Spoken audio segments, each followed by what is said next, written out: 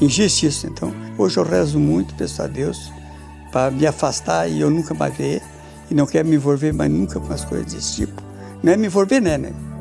Não quero duvidar mais disso, que não existe, porque o diabo anda nesse mundo velho sordo.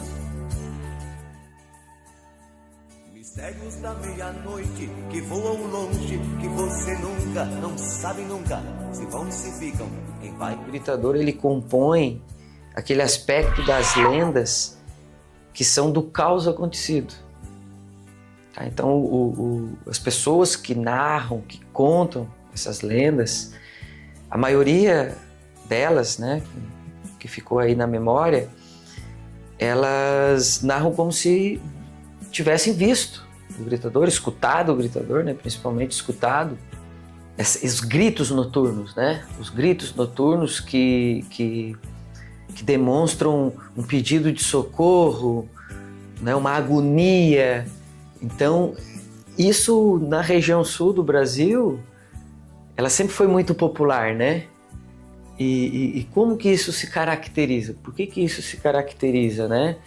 É uma explicação que se dá para algo que muitas vezes não se tem explicação. Falava que existia essas paredes, essas coisas, né? Mula sem cabeça, muitatá, essas coisas nada todas. Batida nas casas, casa mal assombrada, né? Isso tudo existia muito, esse comentário, né? Que, às vezes casa abandonada, o pessoal tinha medo de chegar lá, porque tinha batida, via coisa e tal, né? Existia muito antigamente essas coisas. Depois foi desaparecendo com a consciência das pessoas, né? As aparências, né? As aparências que são associadas ou a almas ou ao próprio demônio. Meus irmãos tinham corrido de aparência lá e tal. Daí eu não acreditava e eu enfrentei. Daí eu disse que eu queria ver se era verdade que existia. E daí eu me deitei na banca de fumo, ali por 1h da madrugada, aparece a vinha. Era uma mulher que vinha chamar. E daí eu não acreditava, eu disse que eu queria ver. Porque eu cuidava toda a vida e não via. E daí quando chegou nessa noite eu disse, não, agora eu vou cuidar no teu horário e tu vai cuidar até meia-noite que eu vou me levantar de madrugada, aí eu vou cuidar. Daí eu fui. Daí quando eu cheguei lá, me botei fogo na estufa, me deitei. E daí eu estava deitado em cima da banca e daí deu 3 batidas em cima da banca e assoprou a luz que clareava e gritou pelo meu nome. Ô Deco! Daí eu dei um pulo e saí, peguei um facão e saí cortando tudo que tinha pra frente, mas não achava nada. Eu não achava nada, porque cortou o quê? Fui em cima da voz, mas não tinha. E daquela hora em diante eu saí correndo dentro da casa e fiquei com medo e entrei para dentro de casa e me deu remorso. Parece que ia me pegar nas costas. E eu corri da aparência, corri mesmo. Ela me conseguiu a fazer eu entender que existia maligno no mundo mesmo que podia fazer isso. E o que é isso aí? Isso aí é o diabo que se transforma. Hoje, para nós, a gente tem um significado de lenda que é algo totalmente fantasioso. Embora, como eu falei, né, algumas décadas atrás, essas lendas elas tinham uma composição na vida real das pessoas. Então, assim, ó, eu tinha, eu acho que uns 9 anos de idade e a gente morava no interior, né? E num certo dia, a gente tudo estava escurecendo, já estava quase noite. Do nada, assim, começou a pegar fogo numa taquareira. Aí a gente ficou assim muito assustado, disse, será que tem alguém fazendo bagunça lá, botar fogo na taquareira, aquela taquareira que fazia uma revessa para casa da minha avó. E a gente, criança, né, bem curioso, a gente ficava só na frestinha, porque era muito estouro, dava muito estouro muito forte. E a gente ficava ali, né, esperando aquela taquareira queimar, bem ansioso e preocupado ao mesmo tempo, né, porque o medo de pegar fogo no restante da mata, né. Então, quando o dia amanheceu, a gente, vamos lá ver se queimou tudo a taquareira. porque não dava de chegar perto lá, porque o clarão, o estouro era muito forte, a gente nem chegou perto, ficamos só escutando pela frestinha de uma janela ainda, para não abrir a janela. E a gente chegou lá, a gente teve uma surpresa, porque achando que ia ter assim, um estrago, né? E a taquareira estava intacta, não tinha queimado nada, estava perfeita, nenhuma folhinha da taquara estava queimada. Então, depois que a gente se mudou desse lugar, existia comentários, né, que tinha uma panela de ouro lá, comentários que existia um tesouro lá, né, enterrado, ou o terreno que a gente morava tinha alguns mistérios assim que às vezes acontecia. A gente, né, sem experiência de nunca tinha visto, via às vezes o meu pai comentando, né, que ele contava muitas histórias assim de boitatá, de coisas que assustava bastante a gente quando a gente era criança. Então quando a gente chegou no outro dia e não tinha nada queimado, a gente ficou meio assustado, assim, parecia uma coisa assim, um fenômeno, assim, né? Meu Deus, a gente saía bem apavorado. O que aconteceu, né? Fiquemos meio assustados com né? Para contar para os outros hoje que a gente já viu, assim, coisas que que hoje não acontece, né? Com facilidade, né? Porque antigamente existia bastante essas histórias, né, contadas pelos pais da gente, pelos nossos avós. Então eu tenho uma pequena historinha que eu conto hoje, às vezes, para os meus filhos e eles ficam assim, mas então já assistiu? Eu disse, pois é, então... E a questão do boitatá, que é uma lenda do território nacional, né, uma lenda que pertence ao Brasil inteiro, que fala da cobra de fogo, né? Cobra de fogo, inclusive o nome, né, Imboi, né, vem até do Mampituba, o nome do rio Imboi, do Guarani, né, Imboituba, que significa muitas cobras, e o Imboitatá seria isso, né, a cobra de fogo, né, porque Imboi, Mboi do Guarani, né, significa cobra na tradução. E essa visualização das cobras de fogo era real, era física. As pessoas, os mais antigos, eles viam essas bolas de fogo, né, em suas propriedades, principalmente em regiões de Campinas, com pântanos, com chaco, né, com banhado, como a gente chama aqui. Tá? Daí eu queria contar a história do falecido vô Marciano. Uma vez ele foi em casa de uma vizinha, assim, ficou um pouco lá, depois quando ele voltou, tinha um passo de rio para ele passar, aí ele vinha para passar o rio e estava muito escuro, ele pegou assim, uma bengalinha e marcava, botava assim onde ele ia passar no rio, dentro d'água para ir passando.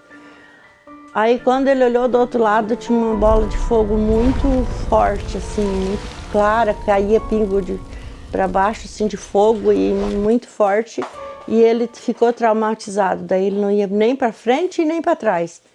E ele ficou ali e quis desmaiar, ele voltou, conseguiu se arrastar, voltou para trás e voltou para a casa do vizinho dele e não foi mais embora, porque ele ficou com muito medo. E desde aquele dia ele nunca mais passou ali de noite, porque daí ele ficou com medo. É que antigamente aparecia, né, assim, para outra pessoa esse tipo de coisas, assim, dizia que era um boitatá, não sei o que é. Hoje a gente não veja mais isso, mas antes aparecia esse tipo de coisa. Os antigos contavam muito, né, esse tipo de coisa assim. Claro, você não enterra algo e sai falando para todo mundo, mas a maioria das famílias tinha esse costume, né, de enterrar algum pertencimento, alguma riqueza, alguma herança ali, né, de joias ou de moedas. Então, isso foi associado, né, quando se avistava essas bolas de fogo, né, ou alguma coisa ali inexplicável, ou seja, são os guardiões desse pote de ouro, né, alguém que não queria deixar essa herança, acabava enterrando, e depois a alma voltava para ficar vigiando, né, aquela riqueza, aquele apego material, né? Então, são as associações que eram feitas. Quem ousou, né, descobriu que lá em determinado local estava enterrado, estava escondido lá um pote de ouro, e foram lá, né? Quando eles avistaram, eles acabaram sendo encantados, né, por esse defensor, essa alma, essa coisa, né, que estava ali, e que eles voltaram loucos, né? Então ninguém conseguiu pegar. É difícil você escutar, não, fulano de tal lá no passado ele pegou aquele ouro. Ele conseguiu, ele ficou rico porque ele achou um ouro, né? Geralmente aquele guardião, né, aquela aparência deixou a pessoa maluca, né? Então... Eu vinha vindo lá na beira do rio, lá em Praia Grande, lá onde era as terras dos padres lá, do Frei Aldo. E aí ia passando no rio, assim, onde eram os pocinhos dos padres lá. E eu ia passando lá perto com as gaiolinhas que eu tinha uns passarinhos, né? E apareceu lá uns moreninhos lá, parece que não, nem sei, uns quantos lá, não sei se é 7 ou mais. E queria trocar umas panelas de ferro. Perguntaram, troca esse passarinho para as nossas panelas, vem cá, tu vê que as panelas boas e tal, né? Aí eu disse, não posso, eu não quero trocar, eu gosto muito dos meus passarinhos. Daí eu não dei bola, eles ficaram chamando lá, né? Aí quando eu cheguei em casa, era logo em seguida, assim, né, pertinho. Eu falei pro pai e a mãe, eles não, vai lá e troca, não, porque esse passarinho aí tu pode trocar, não, tu pega outros e tal, né? E daí eu voltei lá em seguida. Eu cheguei lá, não tinha mais ninguém, tinha sumido. Então eu pensei assim que era sei lá, alguém, tipo uma assombração que eles falam, né? E aí voltei embora correndo lá, até me deu medo até, né? Mas de um tempo passado, né, não muito tempo, algumas décadas atrás, o que a gente observa? Que essas lendas, elas eram uma parte, um componente fundamental da vida das famílias. Nós éramos 3 amigos que brincavam muito juntos. Tinha uma tia onde nós parava, a casa de um tio, que tinha 2 cegos, 2 pessoas cegas. Esse nome desse cego que tinha naquela época era Adair, chamado Adair. Ele não enxergava. E nós, os guris, naquela época, nós brincávamos, e nós colocava alguma coisa no caminho onde ele ia passar para nós ver o tombo dele, né? Então ele caminhava, tu picava ali, caía, nós dava risada, nós guris, né? Caía. Mas o tempo foi passando, de repente faleceu esse senhor. E lá onde nós morava, a cabo de uns tempos ali, nós já talvez 1 ano, 2 anos, nós estávamos cortando lenha, porque naquele tempo nós tínhamos fogão a lenha, né? Estávamos no pátio da casa. E o cemitério onde foi sepultado esse senhor ficava em cima de um morro na frente de onde nós estávamos. E descia aquele morro, tinha um capãozinho, assim, um matinho, antes de chegar na casa. E nós estávamos cortando lenha ali, nós 3, os que faziam aquela brincadeira. De repente nós íamos descendo um sujeito de branco, descendo do lado do cemitério, no rumo da casa. E aquela fantasma, vamos dizer assim, foi crescendo. Tinha um chapéu daqueles antigos, chapéu de cuia na cabeça, que esse senhor usava quando ele estava lá vivo com nós, quando fazia aquelas artes. Então ele cresceu, era todo enrolado num pano branco, uma roupa branca, mas bem alto, assim, mais alto assim que essa casa, do caso, bem alto. E ele veio descendo daquele morro E quando chegou atrás daquele capãozinho, ele foi para trás daquele capãozinho e nós nos assustemos daquela fantasma e corremos. Corremos nós três, tinha outra irmã desse senhor que era cega também. Nós pegamos ela por a mão e saímos correndo para a casa de um vizinho para ver, chamar a gente para atender, para ver o que era aquele fantasma ali. Aí veio o senhor que tinha lá, era um primo meu, que morava na outra casa, e não encontrou nada, não tinha nada. Quando veio já não tinha mais nada. Então a gente até hoje não ficou sabendo, mas a coincidência foi tamanha que dá para nós pensar até que fosse o falecido Adair que veio nos assustar porque nós fazíamos aquelas artes para ele. Entendeu? Então isso ficou marcado na nossa memória esse tempo todo. Escuta um chamado, mas você não visualiza, vai atrás, não visualiza. O que é isso, né? Só pode ser uma assombração, pode ser uma aparência, como os antigos falavam, né? Chamavam os espíritos de aparência. Só pode ser algo encantado, algo mítico, tá? Algo que não é presente no mundo físico. Eu, uma vez, tinha um passo de rio lá, que os meus amigos paravam antes dessa, né? Que eu não acreditava em aparência, e eu cansava de passar eles lá no rio, Malacara, parece que é. E eu ia passar eles de noite no rio, meus amigos lá pro outro lado, e voltava sozinho. Porque lá disse que aparecia um cavalo sem cabeça lá. Mas tu pensa, eu nunca vi. E daí foi onde que eu enfrentei essas aparências desse engenho ali. Eu cuidando da estufa, né? Eu não acreditava em aparência. E daí eu cheguei a ver. Que isso era muito vivo num tempo que a energia elétrica era praticamente inexistente. Então, assim, as estradas, os caminhos de uma fazenda para outra, de uma propriedade para outra, era praticamente na escuridão, né? Então, os sentidos humanos, eles estavam muito mais aflorados, eles estavam muito mais conectados com aquela realidade, né? Principalmente em ambientes noturnos, onde que, né, você, né, fica nessa sensibilidade. Então, escutar um grito, né, que seja de um animal, visualizar algo, né, às vezes um movimento na floresta, nas árvores, o fogo fato, ou seja, são coisas que fogem da explicação dessas pessoas naquele tempo. 70 anos atrás, isso é uma história muito antiga, né?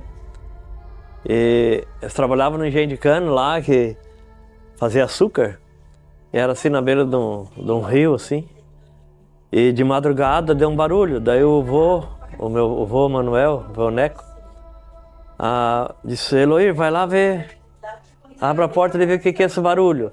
Ela abriu a porta e viu tipo um terneirinho, né? Pai, eu acho que foi o terneiro que escapou. Então deixa que eu vou lá botar ele no lugar de novo lá. Aí foi lá, né, o terneiro solto. E o terneirinho pequenininho, a hora que ela foi botar a mão na orelha assim, foi pegar na orelha do terneiro, o terneiro também cresceu, baita de um boizão, né? E daí ela correu pra dentro de casa apavorada e chamou o vô pra ir lá olhar. Aí o vô foi lá ver quem era. Não tinha nada, não tinha ninguém, não tinha terneiro, não tinha nada. E aquele bicho certo correu assim durante a beira do rio e foi embora daí. Acontecia muitas histórias assim, né? Muito está se perdendo, né? Essas pessoas que tinham esse costume, tá? Dessas famílias que muitas vezes, assim, no entardecer, no começo da noite, se reuniam ali com os netos, com os sobrinhos, né? As crianças pequenas, e tinha esse tempo para conversar. Isso também vem muito da cultura indígena, né? Território brasileiro, tá? Às vezes a gente não associa isso, mas o índio, a grande maioria das etnias indígenas não tinham escrita. Então a literatura oral, tá? Era muito comum. Então esse momento de parar, né, e contar as histórias. Nós estávamos brincando, nós era 8 a nossa família, né? Toda a escadinha. e brincava na cozinha de noite. Luz, lampião de querosena, luz naquela época, não tinha luz elétrica. E minha mãe estava no fogão fritando bolinho frito para nós tomar café. A nossa janta de noite acertou com bolinho, ela estava fritando lá, e nós estávamos brincando ali na sala, correndo de pegar aquela folia que as crianças fazem, aquela algazarra. De repente tinha uma porta de um lado, de outro lado tinha um armário. Passou assim um esqueletinho preto, formação de uma criança, vamos dizer assim, um negrinho, muito apagado, né? Saiu de trás daquela porta, passou pelo meio de nós e se escondeu atrás do armário. Quando nós vimos aqui, nós corremos tudo, pegamos na mão e corremos para a cozinha, fomos lá onde estava minha mãe e perguntamos o que é que significava aquilo. A resposta dela foi interessante, porque nós tínhamos muitos irmãozinhos que tinham desencarnado antes, né? Ela disse para nós consolar: não, meus filhos, não se assustem, porque isso aí era aqueles irmãozinhos de vocês que queriam brincar com vocês, que vieram ali e tal, né? E aí nós nos conformamos e voltamos a brincar sozinhos. Também até hoje não teve explicação. Podemos até considerar que isso seja uma aparência, né? Isso é fato que aconteceu conosco. E outras coisas assim, naquela época antiga, aparecia muita coisa assim, né? Que as pessoas contavam, outros contavam. E era uma época assim com dificuldade da gente entender aquilo, porque a gente não conhecia nada dessas coisas, espiritual, nada, né? Mas os fatos aconteceram e a gente ficou com aquilo, com aquela marca que está na consciência da gente até hoje. E quem conta também vai ter o interesse de passar algo que é educativo ou simbólico. Então, assim, não é uma coisa vazia. Para nós, hoje, a nossa sociedade, tá? A sociedade hoje, que ela é muito imagética e visual, né? Onde que a gente está o tempo todo conectado, né? Então, isso parece uma coisa muito distante, uma coisa muito fantasiosa. Mas décadas atrás, isso era um elemento de pertencimento de uma cultura e de uma identidade. Um dia eu estava... Meu pai cuidava da estufa e tinha um aribu muito grande que batia asa por cima do engenho e botou ele a correr. Ele estava dentro do engenho, aquele aribuzão, botou ele a correr. E meu pai chegou em casa e disse: Odeco, vai cuidar da estufa que eu não vou mais. Eu estou com medo. Daí eu disse: tá, pai, deixa que eu vou então. Eu quero ver se esse aribu aparece lá, eu quero quebrar a asa dele com fueiro de carro. E daí eu fui cuidar da estufa. E foi mesmo. Quando eu cheguei lá, eu sentei e botei fogo na estufa. Não apareceu o aribu. Mas picharam pedra em cima da casa que corria. Vinha rolando para cair nas beiradas. E daí eu olhava nas beiradas e não caía pedra nenhuma. Era só me assustando. E derramava-se um par de pedregulho em cima da casa. E não caía nada no chão. Porque era uma aparência, né? Era uma coisa me assustando. Mas eu não vi o aribu para quebrar as asas dele a fueiro. Daí veio as pedras e para me botar medo. Mas nesse dia eu não corri, eu aguentei. Agora esse dia da velha que me chamou o meu nome, assim, daí eu corri. Daí eu tive que correr um pouco. Daí eu corri direito da casa, preguei os pés na porta mesmo, não esperei a mulher abrir. E eu fiquei com achaque. Porque era, que nem eu falei, né? Era o que não prestava aquilo, né? Muitos folcloristas brasileiros acabaram trazendo essa literatura oral e transformando ela em literatura escrita, porque eu mesmo, nesse livro aqui, Pirambeira, Lendas, Assombrações e Outras Histórias Contadas na Calada da Noite, fiz a primeira versão da lenda do Gritador, né, escrita, em literatura mesmo, né? Nós tínhamos assim uma cancela assim, antes da nossa casa, né? E para baixo tinha um baita de uma lomba assim no meio do rio. E toda noite vinha aquele tupelão assim, ó. parecia que os gados se estouravam assim e vinham tudo correndo, né? Daí o pai disse, o que pode ser isso, né? E eu ia lá olhar, parecia que a cancela abria e batia. E no outro dia a cancela estava bem paradinha, não tinha abrido nada. Daí um dia de noite veio aquele barulhão de novo, cavalo e boi correndo. O pai abriu a janela e antigamente tinha umas pistolinhas, né? Ele pegou e disse, agora vou dar um tiro lá, né? Pegou e foi dar o tiro lá e o dedo endureceu. Ele conta, né? Que não conseguiu puxar o gatilho. E aquele barulhão passou, a cancela foi embora e ele ficou ali paralisado ali, né? Alguém paralisou ele, ele não pôde. E a aparência foi embora daí, acho. Não sei o que era aquilo. Nós tínhamos uma cachorra do meu pai, uma cachorra branca, muito, né? Teve muito tempo com ele, era no tempo que eles caçavam, era daquelas cachorro galgo, que esse corredor, né? Era um cachorro muito bonito. E ela morreu, a cachorra. E um dia nós estávamos no terreno assim, e ela foi correndo dizer para meu pai, a cigana voltou, o nome da cachorra era cigana, né? Aí meu pai foi lá fora ver a cigana, não viu nada, né? Mas ela havia, tá ali, os pais não tá vendo ali, ela tá ali, né, embaixo daquela árvore, tá ali, a cigana, tá ali, eu tô vendo ela. E aí veio aquela briga com meu pai disse, não tem cachorra nenhuma aí, aquela coisa toda. Mas ela, com convicção que estava vendo a cachorra ali, né? Então são outro fenômeno assim que até hoje a gente não conseguiu discernir muito bem o que foi. Ela não estava mentindo, ela estava vendo. E o meu pai estava certo e não acreditava porque ele não via, né?